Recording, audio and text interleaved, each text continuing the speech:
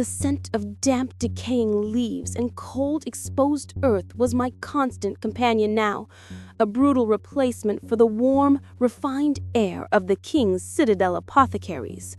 I am Alara, and 3 months ago, I was not merely the chief royal physician, I was the court's miracle worker, the lauded botanist whose remedies kept the royal family breathing.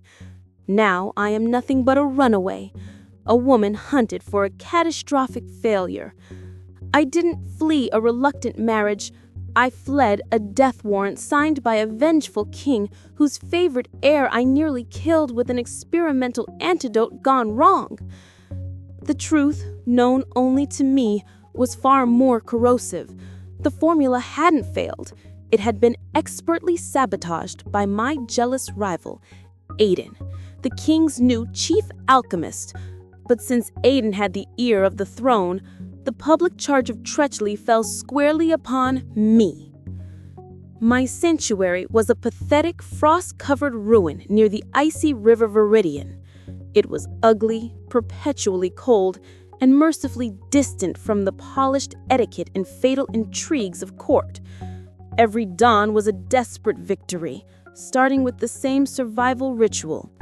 I stoked the meager embers of the night fire, checked the snare lines, and most importantly, consulted my most dangerous possession. This was my journal, bound in dry, brittle snake leather. It was more than a medical ledger.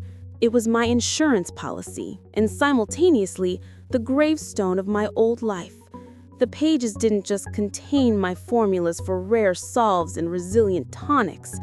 They meticulously detailed the toxicological weaknesses of the court, the subtle, plant-based poisons Aiden used to manipulate the king's health and maintain his power. I had even prepared the book to defend itself. Every page was treated with a mild, contact-activated paralytic, ensuring that if anyone but me attempted to open it, their interrogation would be short-lived. I clutched the snakeskin cover now, the familiar rough texture a small, cold comfort against the knot of escalating fear in my stomach. The knowledge within those pages was the only thing standing between me and the gallows. Yet it was also the magnetic north drawing Aiden and his assassins to my lonely existence. How many more bitter sunrises would I have before my past finally caught up? The gnawing emptiness of the past 3 days had intensified my worry. I'd stretched my meager flour supplies and was desperate for protein. The winter had settled early and hard, blanketing the forest in a deceptive silence. I was tracking a few faint deer prints near the river's frozen edge, my improvised snare held ready, when the forest stillness was violently shattered. It wasn't a sound, but a sudden, terrifying absence of sound. The birds silenced, the wind stilled. Before my logical brain could process the threat, a massive, impossible form erupted from the undergrowth. This was no ordinary predator. It was a primal mass of midnight fur and coiled muscle, a wolf larger than any cart horse, its presence radiating raw, furious power. The sheer size of it stole the air from my lungs and shattered the last remnants of my courtly composure. I scrambled backward, the snare forgotten, my heart hammering a frantic rhythm against my ribs.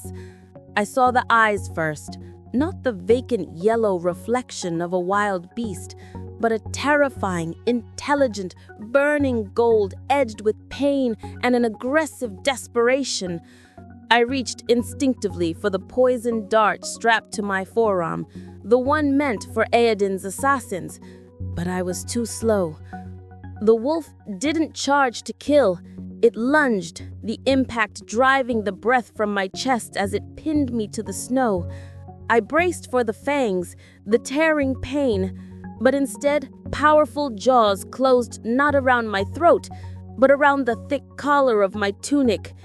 With a brutal, jarring tug, it lifted me as if I were a useless, frantic sack of bones, tossing me onto its back. My terror instantly morphed into a frantic, adrenaline-fueled struggle. I was being dragged, jostled, pulled deeper into the unforgiving darkness. Why hadn't it killed me?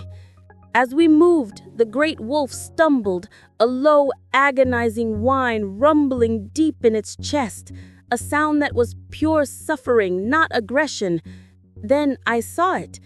Just above its massive foreleg, a faint, sickly greenish discoloration pulsed beneath the black fur. It was a localized infection, yes, but its perfect circularity suggested something far worse than a wound. It was a curse, or, judging by the familiar signature of the color, a chemical poisoning designed to look like one. The revelation was a psychological anchor in the whirlwind of my fear. My mind, trained in diagnosis, instantly took over. My hands, which had been clutching frantically at the rough fur, loosened. This creature hadn't captured a meal, it had captured a physician. Its ferocious strength was waning, fueled by desperation and pain. It wasn't the hunter, it was the patient. I clung tightly to its thick neck, no longer fighting the brute strength, but riding it, realizing that my only chance of survival now lay in reaching wherever this magnificent, suffering creature was taking me. The enormous shadow wolf finally slowed its desperate pace, stumbling heavily on the uneven ground. It pushed through a dense thicket of spruce, and the world opened into a hidden, desolate clearing. My fear, which had been a raw, hot spike, cooled into a sharp, clinical observation. This was no abandoned den. It was a makeshift, wretched community, a shrouded camp. A cluster of tattered leather tents leaned against ancient rock faces, surrounding a fire that sputtered more smoke than heat. The air was thick with the bitter scent of old blood and a sickly sweet herbal poultice that I immediately recognized as ineffective. But it was the people, the shifters, who commanded my attention. They were a pathetic, suffering sight. Many were twisted, caught in agonizing half-shifts, their limbs knotted with fur and bone, their faces slick with fever sweat. Their eyes, all carrying that same distinctive shade of burning gold, were dulled by pain and exhaustion. The massive wolf dropped me unceremoniously into the snow near the dying fire. I scrambled away, instinctively reaching for the hilt of my tiny dagger, even as my internal physician began diagnosing the collective illness. It wasn't simple infection, it was systemic distress, a magical chemical interference blocking the intricate biology of their transformations. Then, with a visceral roar that was more torment than dominance, the wolf began to shift.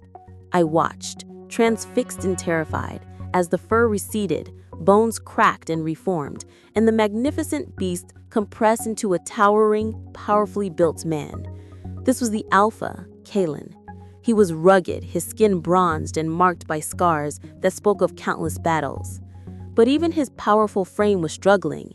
He gasped, falling to one knee, the exertion leaving him weak. That telltale patch of greenish blight, the signature of a volatile poison I was becoming grimly familiar with, was starkly visible on his hip. He was the most perfect of them, and yet he was still poisoned.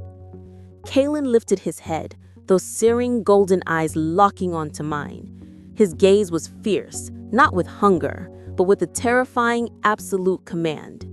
"Healer, you are here because you know what this is." He gestured, not to the wound, but to the suffering faces around the camp. "You will cure it, or you will die with us." I swallowed the sudden metallic taste of terror. This was my fate, captured not by guards seeking justice, but a cursed Alpha demanding a miracle. My mind raced. His desperation was my shield, his need, my brief, fragile sanctuary.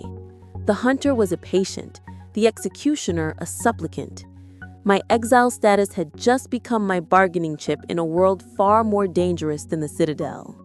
Kalen's ultimatum, cure or die, was terrifying, but it was also the first true offer of sanctuary I'd received since fleeing the capital. The fear still thrummed beneath my skin, yet my training, a lifetime of structured discipline, immediately seized upon the problem. Here, there was no court politics, no jealous alchemist, just a desperate, dying people, and a curse that screamed for a physician's intervention. The curse, I quickly realized, wasn't dark magic in the traditional sense. It was a sophisticated chemical suppressant designed to look exactly like a crippling magical affliction. Aiden, my former mentor, was known for his toxicological brilliance, and this green blight was his signature, a complex plant-based poison engineered to attack the unique biological factors governing the shifter's ability to transition smoothly between forms. The price for my life, therefore, was not merely treating a sickness, but disarming a weapon crafted by the greatest alchemist of the age. I demanded absolute compliance. My knowledge is worthless without my methods, I announced, meeting Kalen's intense gaze without flinching. I need privacy, silence, and every usable herb in this camp cataloged immediately. And the first person who argues will be the first to test my experimental poultices. My voice was crisp, cutting through the camp's despair like a cold blade. Kalen, exhausted and half-crazed with pain, stared at me for a long, heavy moment. I watched the battle in his golden eyes, the primal urge to assert dominance fighting the sheer raw need to live. Finally, he gave a rough, tight nod. That single gesture gave me temporary authority over a pack of suffering, formidable shifters. It was the most dangerous, fragile power I had ever held. For the next 3 days, I worked without sleep, driven by the urgency of their condition and the ticking clock of my own survival. I began with Kalen, whose massive frame made him both the strongest and the most concentrated target of the poison. His suffering was agonizing to witness. He would writhe silently through partial shifts, his muscles tearing under the conflicting biological demands. Tending to him was an intimate ordeal. His skin, even when in human form, radiated a furious, animal heat that scorched my fingers. I could feel the powerful muscles beneath my touch, a constant, visceral reminder that the patient I tended could snap my neck in an instant if my treatment faltered. As I mixed my remedies, using everything from willow bark to rare flowering nettle, I felt the shifter's eyes constantly on me, not with malice, but with a terrifying, silent hope. I was a stranger, an outcast, suddenly holding the reins of their entire future. It was a terrifying responsibility, but in that desperate focus, the crippling fear of Aiden's pursuit receded. In this desolate camp, treating a magical curse with my forbidden science, I felt more useful, more alive than I ever had in the sterile perfection of the King's Citadel. 3 days blurred into a desperate cycle of grinding herbs and changing, festering bandages. I was utterly exhausted, but the immediate crisis was receding. The greenish blight hadn't spread, and the pack members, though still suffering, were stable. Kalen was recovering faster than the others, his raw vitality resisting the poison, though he remained perpetually irritable, his golden gaze tracking my every move with the intensity of a caged animal. I finally allowed myself a moment to catalog the camp's meager stores, stepping out into the late afternoon light. The silence, so vital to my concentration, was suddenly broken by a sound that instantly stiffened my spine. The soft, rhythmic crunch of boots on snow, too disciplined to be an animal, too many to be a lone scout. Before I could issue a warning, a wave of chaos erupted. 3 figures, moving with lethal, inhuman efficiency, breached the tree line. They wore the dark, seamless leather of the rival kingdom's most feared assassins, the Syndicate of the Golden Eye. Kalen roared, transforming instantly, a magnificent, terrifying transition that was still horribly strained, his limbs locking momentarily before reforming into the great black wolf. The fight was brutal and swift. Kalen and the few capable shifters engaged the assassins, their primal strength matched by the enemy's inhuman speed. I pressed myself behind a rock, my heart pounding a terrifying rhythm against my ribs. but my eyes were fixed not on the combatants, but on the assassins' weapons. Their blades, sleek and obsidian, were tipped with the shimmering, viscous substance that caught the weak sun. As one assassin fell, I forced myself to crawl forward, ignoring the screaming terror in my limbs. I dipped my finger into the residue left on the blade. My breath hitched. It was the same signature blend I had fled from, a powerful, volatile royal formula designed to target the nervous system. But here, it was subtly altered. Aiden's genius had been to create a toxin that could destabilize the shifter's biological anchor, causing their painful half-shifts. The Syndicate was using a variant to ensure swift, complete paralysis. Kalen, his massive form heaving from the fight and the internal struggle of his shift, retreated, his flank bleeding from a shallow cut. I pulled him instantly into the deeper shadow of my tent. "This is not a random attack, Kalen," I hissed, frantically applying a clotting agent. "Those blades were coated with a highly specialized nerve agent. I know this poison. It is the signature of my former mentor, Aiden, the king's new chief alchemist." Kalen's eyes flared, a primal mixture of fury and shock. He shrank back into his human form, naked and exhausted, the exhaustion more profound than before.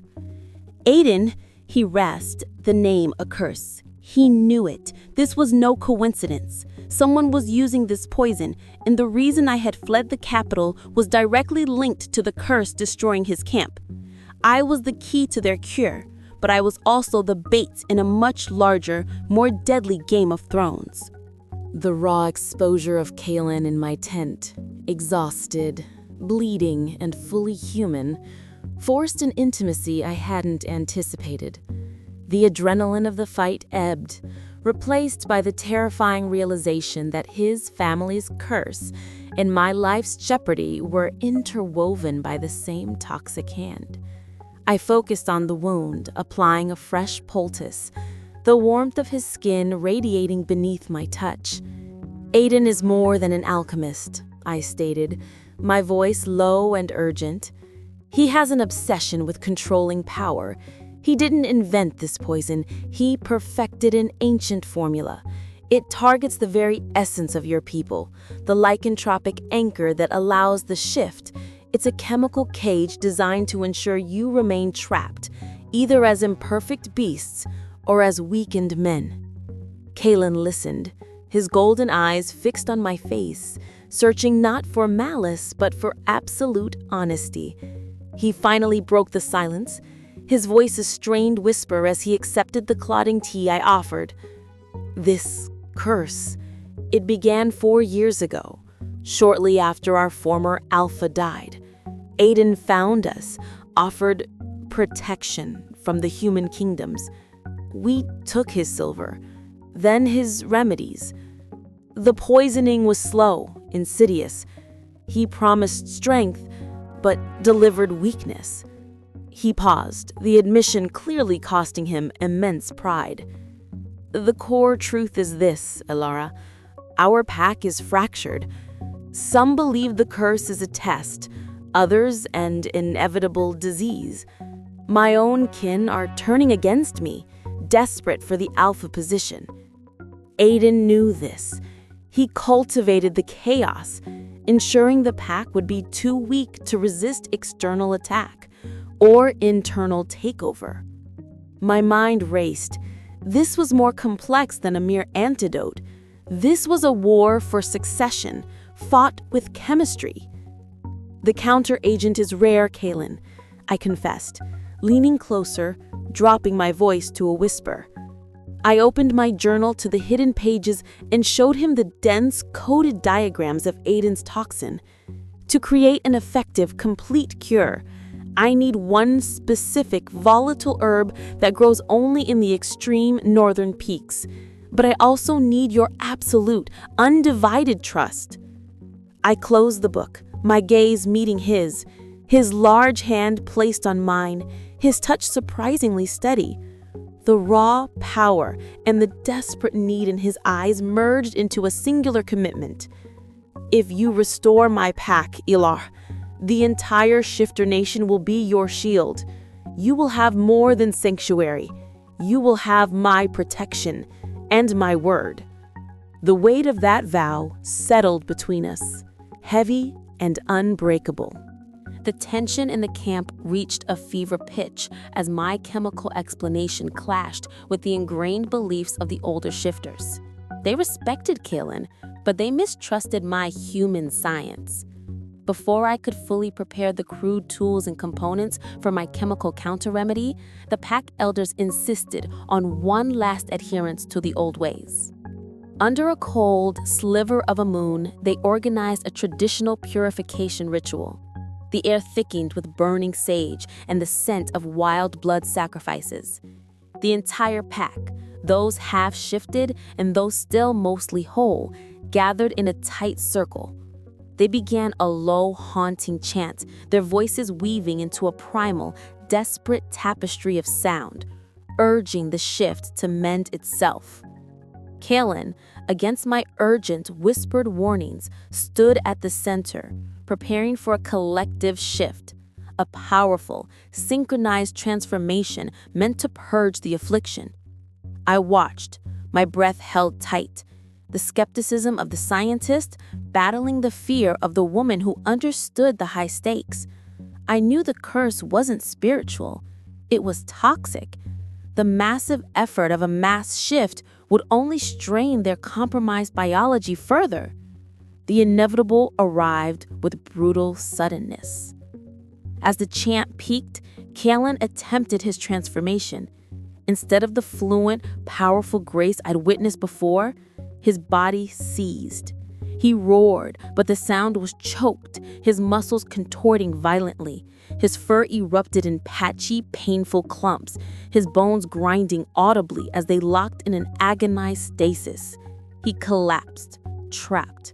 Half man, half wolf, a grotesque mockery of his true form, writhing on the cold earth, the effort leaving him drenched and shaking, his fever spiking instantly. The entire pack shuddered, the ritual broken, the deep, collective despair now absolute. "It will kill him, Alara," a distraught shifter named Torin cried, rushing forward before Kaelin's warning growl stopped him. "The curse has him." I felt a flash of cold fury at the stubbornness of tradition, at the elegance of Aiden's poison, and at the sheer agonizing pain consuming Kaelin. This was the turning point. The failure shattered the last remaining belief in the old methods, finally delivering full control to my logic. I pushed forward, kneeling by Kaelin's shivering body.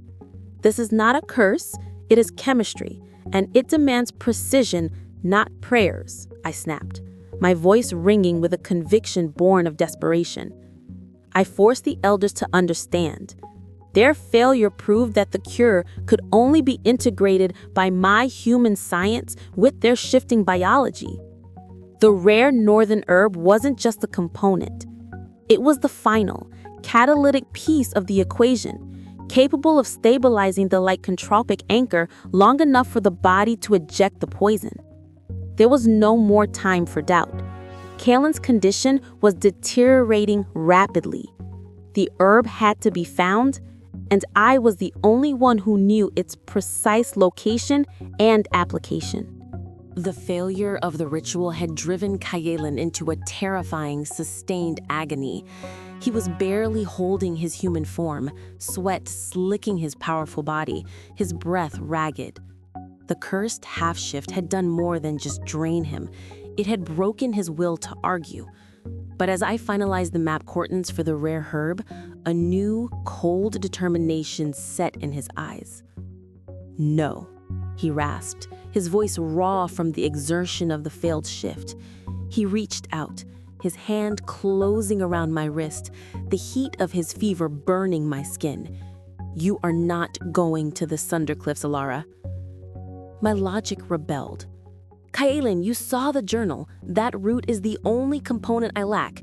I am the only person alive who knows exactly what it looks like, where it grows, and how to stabilize it for the antidote." I tried to pull free, but his grip, though weakened, was still steel. I know the peaks. They are called the Sundercliffs for a reason. The climb will kill you, even with the cold and the hazards. And if Aiden's assassins are looking for us, and they are, they will watch the most obvious route. I will go. I can move faster, and if I am captured, you and the knowledge survive. His reasoning was infuriatingly sound, yet psychologically devastating. He was sacrificing himself, attempting to protect the knowledge that was meant to save him. The irony was a bitter taste in my mouth. And how will you differentiate the root from the hundreds of other toxic varieties up there, Kaelin? I challenged, meeting his gaze fiercely. This is not a matter of strength. It is a matter of logic and visual memory. If you go, you risk bringing back the wrong thing and killing us all. The silence in the tent was heavy, broken only by his ragged breathing. He knew I was right, but his primal alpha need to protect his pack and, specifically me, the human key to their survival, was overwhelming his reason. I am the target, Kaelin, I admitted, lowering my voice, forcing my argument into the realm of pure strategy. Aiden hunts me for my book and my skill, not you. If I stay here, I draw the fight to your camp. If I move, especially to a difficult, isolated location, I become the bait that pulls the threat away. My going north is the only way to buy your people time. I finally wrenched my wrist free, placing the worn snake leather journal into his hand. You remain here, study the plant descriptions, stabilize the pack, prepare the remaining compounds. You are the alpha. Your duty is here. I had defied a king. Now I was defying a wolf prince. I gathered my warmest cloak and my smallest pack. I was deliberately leaving him behind, proving my absolute determination and loyalty through the very act of disobedience. I was embracing the risk, turning the climb into a political statement and a test of my own fierce commitment to his survival. My heart was pounding, not just from fear of the cliffs, but from the terrifying finality of leaving Kaelin behind. I moved with the grim determination of a fugitive who finally understood the stakes. Leaving Kalan behind was the hardest thing I had ever done. His final look, a searing mix of anger, betrayal, and profound fear, was a far greater physical pain than the cold that immediately settled around me. But his suffering was my driving force. He was the king of his people, and I had usurped his alpha command. Now I had to succeed to justify that defiance. The journey to the Sunder Cliffs was an act of pure will. I navigated the dense, snow-choked pine forests by dead reckoning, fueled only by meager rations and my own furious adrenaline. Every upward step was a testament to the fact that I was no longer the pampered, sheltered court physician, but a creature fighting for her adopted pack. After 2 grueling days, the soft forest gave way to the treacherous silence of the high peaks. The Sunder Cliffs were aptly named. Sheer granite faces, split by wind and ice, plunging into deep ravines. The air was thin, the wind vicious, and the sun a distant, indifferent copper disk. I relied on my memory of old botanical field sketches, knowing the rare blood moss root preferred the sun-starved shelter of high-altitude caves and overhangs. I was crawling along a narrow, wind-swept ledge, my fingers numb and my energy spent, when I saw the first sign of life that wasn't frozen, a plume of faint, acrid smoke rising from a fissure in the rock face just above me. The smoke smelled like scorched juniper and something ancient. Not animal, not man, but something deeply magical. Terror gripped me. If this was a scout from Edion, I was done for. I pressed my body flat against the biting cold stone, my dagger drawn, heart pounding a violent rhythm against the rock. "Put that dull little knife away, child." a voice rasped, startlingly close. It was dry as parchment and utterly devoid of warmth. I peered up, slowly raising my head. Sheltered beneath a deep granite overhang was a figure swathed in moth-eaten furs and layers of cured leather. An old and possibly frail-looking man. His skin was leathered. His eyes were the opaque, milky white of frozen ponds. Yet they seemed to bore right through me. A long, twisted staff, capped with a shard of raw crystal, rested against his shoulder. This was not an assassin. This was a mountain hermit, a creature of legend, whose existence marked the boundary between the wild and the truly unknown. He offered no greeting, only a statement of fact that stopped my breath. You seek the root that mends the bond, the blood moss root that belongs to the wolves. You have brought much to trade, but not enough. He paused, a thin, knowing smile pulling at his lips. But I have the final clue, the one the clever alchemist failed to find. You have only to ask. I lowered my knife, my fingers trembling. I hadn't even named the root. The sheer psychic weight of the hermit's knowledge instantly eclipsed my fear of the syndicate. I realized the risk of the ascent was not the cold or the fall, but the encounter with this cryptic gatekeeper who already knew my secrets. The cryptic hermit's presence, unsettling, ancient, and undeniably powerful, made the freezing cave feel strangely charged.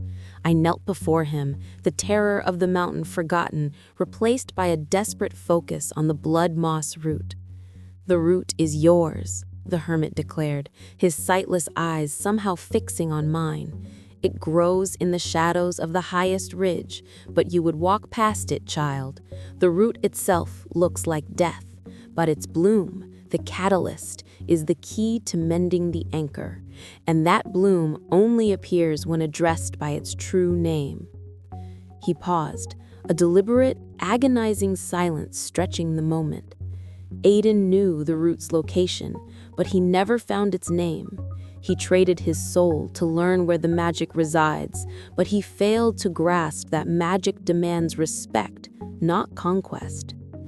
What is the price? I asked, my voice barely a whisper, knowing that everything about this encounter felt more dangerous than the sheer cliff face. I had nothing left to offer but my life or my secrets. The hermit smiled, a slow, disconcerting unfurling of cracked lips. You carry a powerful truth, Alara, a vial of the tears of Veritas. I felt its presence when you crossed the ridge.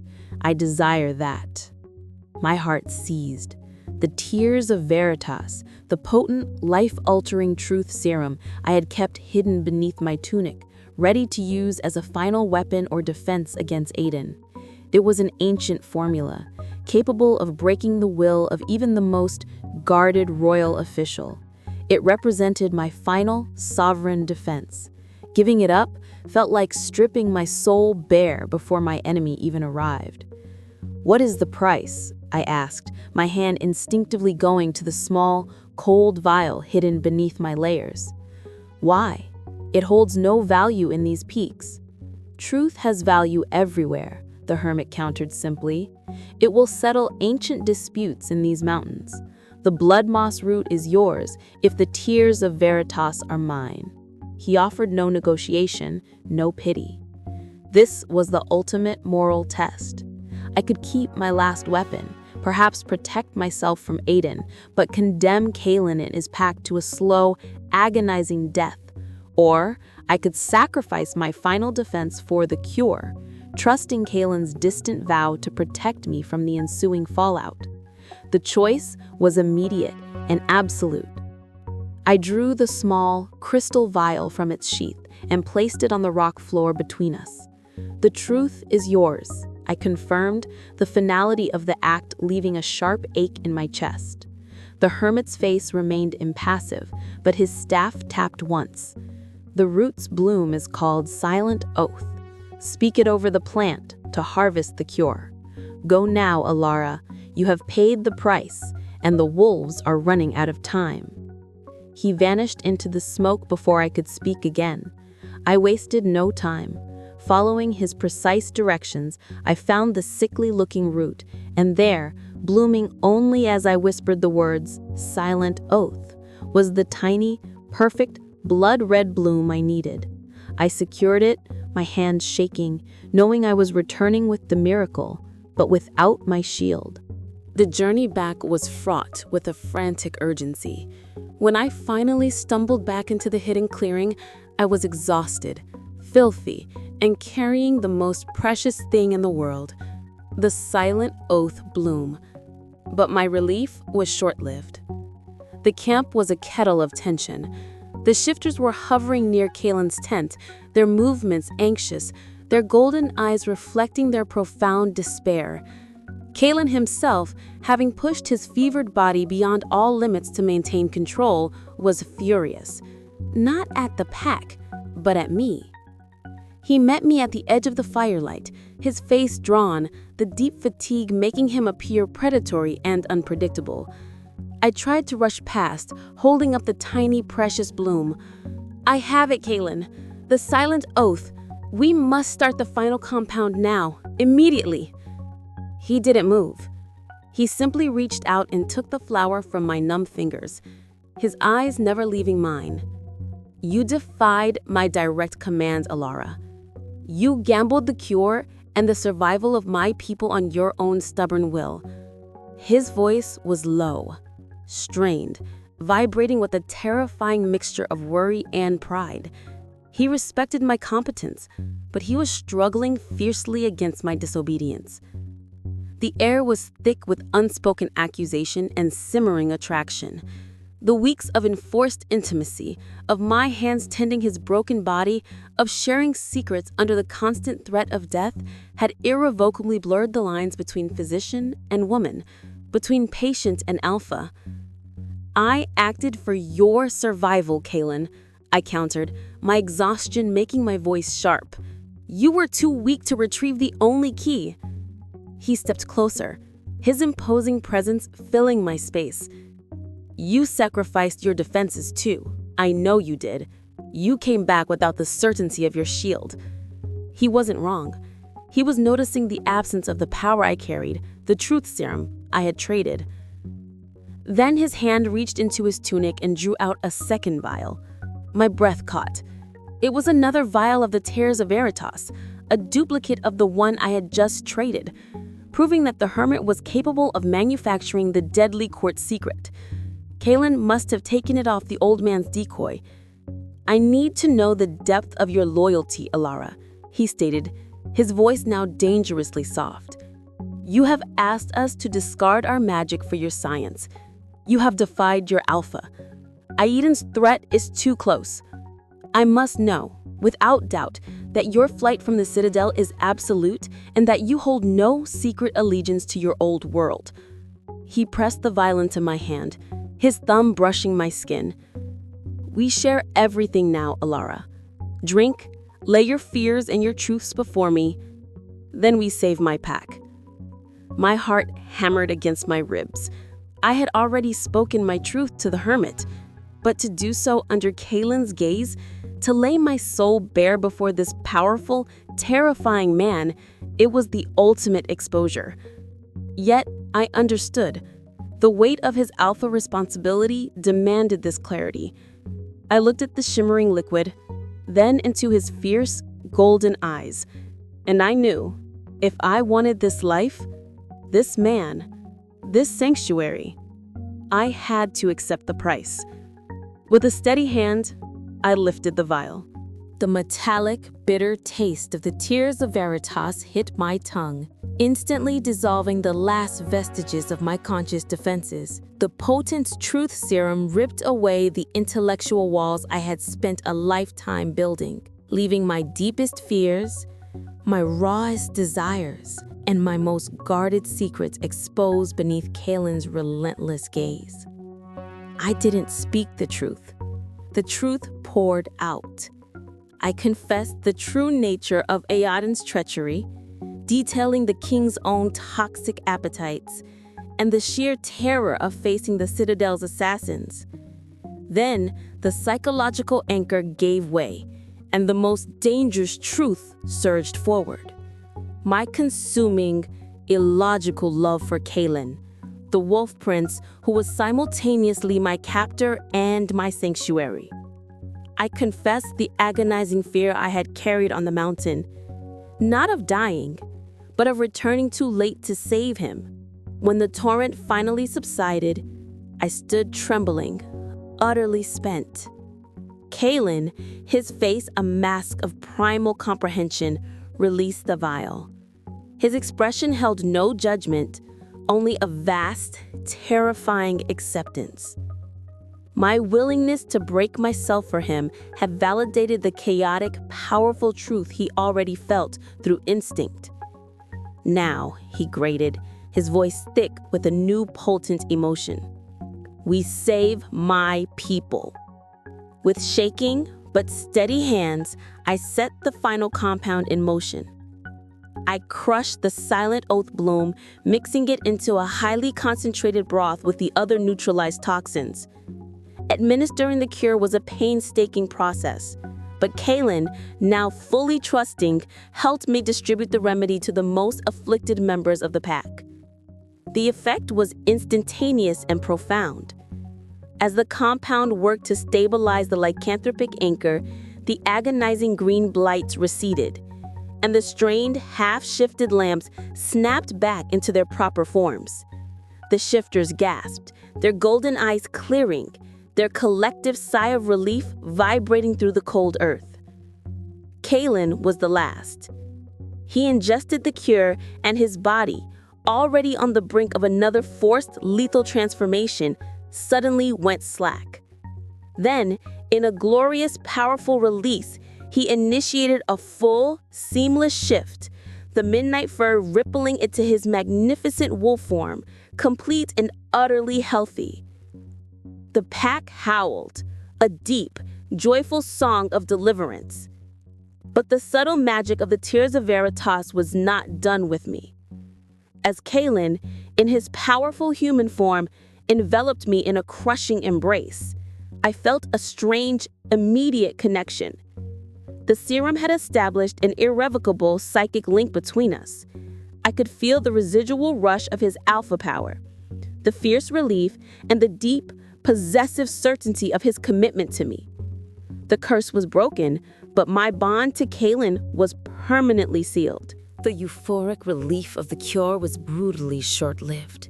We had only a single night of peace, a night where Kaelin, fully restored and radiating robust health, held me close, the certainty of our truth serum bond settling between us.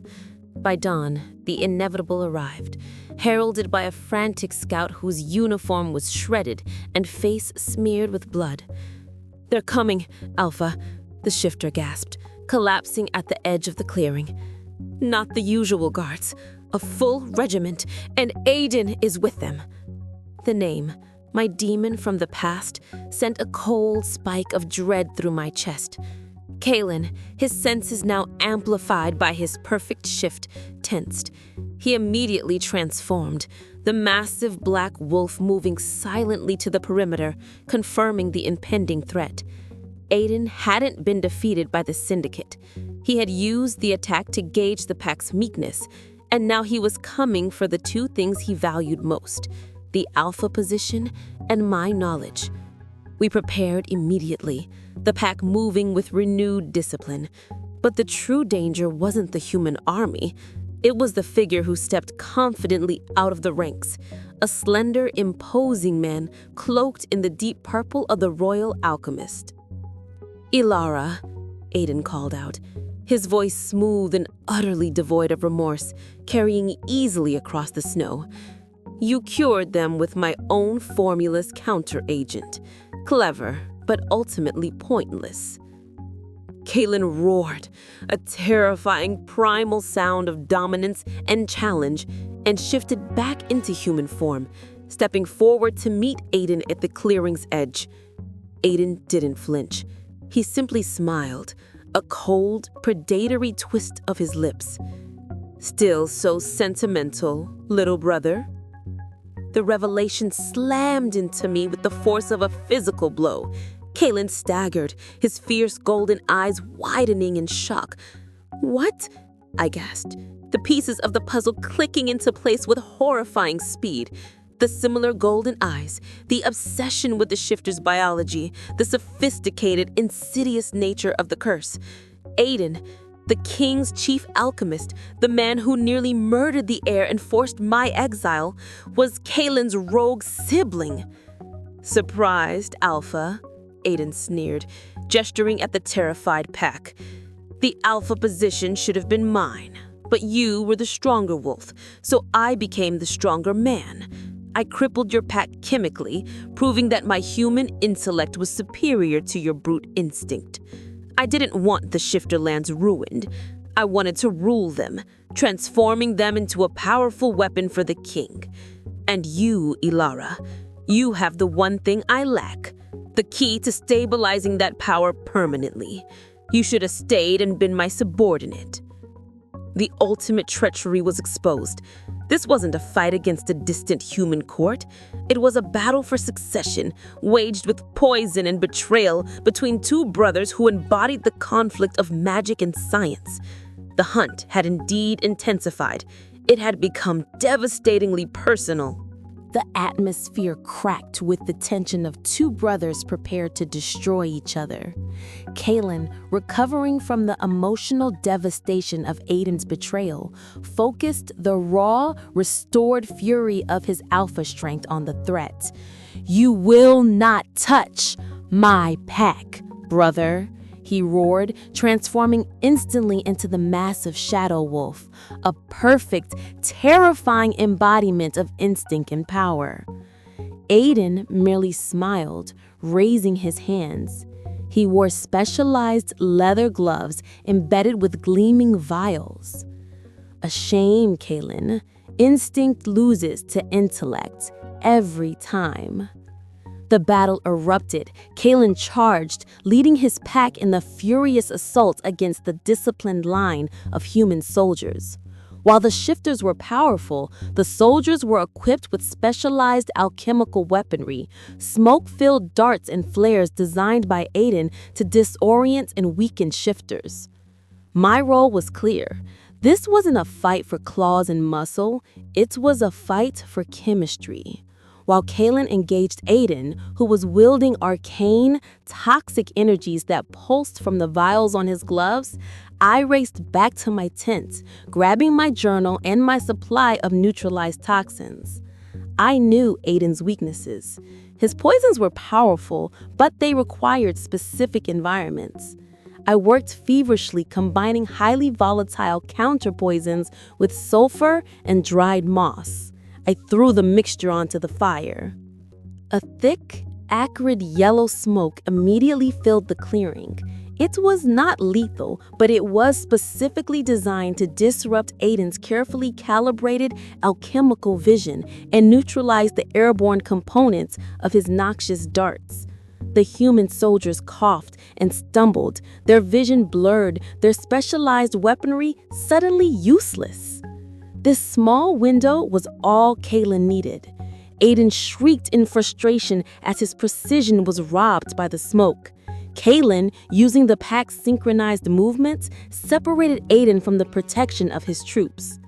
The final confrontation was brutal, waged with teeth and raw toxic power. Aiden struck first, lashing out with the thin, poisonous whip of light. Kalen took the blow, the chemical burn scarring his shoulder, but he closed the distance. He didn't use fangs, he used the strength of his shift, batting Aiden's vial-laden hand against a sharp rock. The specialized poisons shattered harmlessly on the snow. Aiden, stripped of his chemistry, was just a powerful, desperate man. Kalen, fully in his alpha form, pinned him. Not for a killing bite, but for a final display of dominance. The message was absolute. Instinct and loyalty had defeated manufactured power. The remaining human forces, seeing their leader defeated and their weapons neutralized, broke rank and fled back into the forest. The long, terrifying hunt was finally over. The price had been paid in blood, but the sanctuary and the pack were safe. The aftermath of the battle was a landscape of broken arrows, shattered glass vials, and the deep crimson staining the snow. Kellen, having defeated his treacherous sibling, stood over Aiden's stunned form, the victor in a devastating war for succession. Aiden was spared the final death blow, a mercy Kellen extended not for his brother, but for the stability of his pack. He exiled Aiden, permanently stripping him of his shifting ability and his toxic knowledge, banishing him from the Shifterlands forever. With the threat vanquished, Kalen's transformation back to his human form was seamless and powerful, imbued with the absolute certainty of his alpha stays. He looked out over the clearing, where his pack was slowly tending their wounds, their golden eyes shining with renewed strength and loyalty. The curse that had crippled them for years was gone, and the one who had brought the cure stood right beside him. The change in the camp was immediate and profound. It was no longer a makeshift, fearful hovel. It was the seat of a sovereign, restored power. Kalen addressed his shifters, his voice rough but commanding, outlining a future where they would no longer hide from the human world, but would thrive as a protected, self-governing people. "Ilara is my mate," Kalen declared to his assembled pack, his hand closing around mine, the pressure and intense public confirmation of our bond. "She is the first physician of the renewed pack. Her knowledge saved us where our instincts failed. We will integrate her science with our strength." I accepted my new role with a quiet resolve. My existence in the Shifterlands was no longer predicated on my courtly title or my hidden journal, but on my competence and the fierce protection of the Alpha. The shame and fear of the Citadel faded, replaced by the profound satisfaction of belonging. Over the next few weeks, Kellen began the transformation of the ruined camp into a true sanctuary. He was a natural ruler, fierce, fair, and guided now not only by primal instinct, but by a deep respect for the logic I had brought him. He wasn't just my mate, he was a king in the truest sense. He had built his reign on resilience, loyalty, and the surprising truth that a broken botanist was the one who held the key to his people's salvation. The old life was irrevocably gone. I had traded velvet gowns for wolf fur, court intrigue for genuine danger, and a predictable future for one defined entirely by a man who was both wilderness and king. The years that followed the battle saw the cursed clearing transform into Lycaon's hold, a testament to resilience and deliberate design. It was here, in the heart of the Shifterlands, that Kalen and I finally forged our reality. Our bond, sealed by the tears of Veritas, was our core strength, allowing us a shared consciousness that guided our every action. We immediately applied the first vital lesson: instinct and logic need balance. Kalen, no longer allowing his alpha instinct to override reason, established a formal council where my scientific analysis held equal weight to the elders' wisdom. I, in turn, developed sophisticated medical protocols, blending my advanced botanical science with their natural healing abilities. We learned that the brute strength of the wolf was only truly powerful when paired with the clarity of the human mind. My knowledge, once a source of deep shame, became the very foundation of our safety. This proved the second lesson: your greatest weakness is your greatest strength.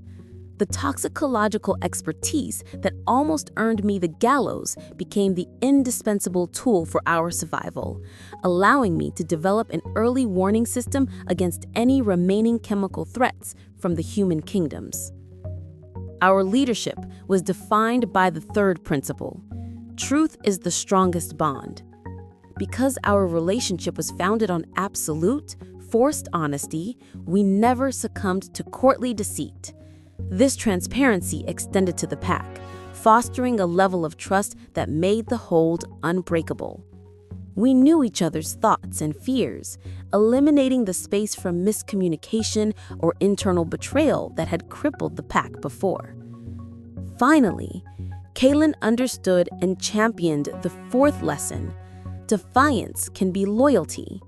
He often recounted the story of my ascent to the Sunder Cliffs, my necessary disobedience, as the greatest act of faith. This reinforced the idea that loyalty was defined not by obedience to power, but by commitment to the greater good. Under his rule, questioning and challenging tradition were encouraged, so long as they were rooted in competence and a desire to strengthen the pack. We were the seamless bond: Ilara, the mind, and Kalen, the spirit. Our love was no longer defined by the court's strictures or the fear of the wilderness, but by the certainty of a shared consciousness and a future we built deliberately, one based on the hard-won truths of our devastating beginning.